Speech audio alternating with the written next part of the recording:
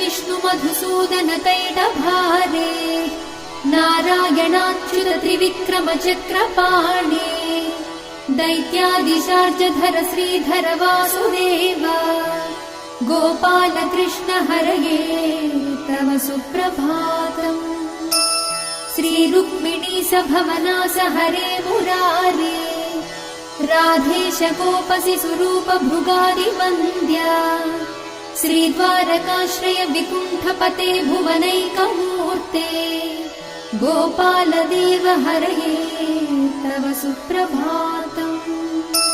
मीनाकृते कमठरूप वराहमूर्ते त्रैविक्रमाय नृहरे भृगु राम राम श्रीराम कृष्ण यदुनन्दन कल्किरूप गोपाल कृष्ण हरये तव सुप्रभातम्।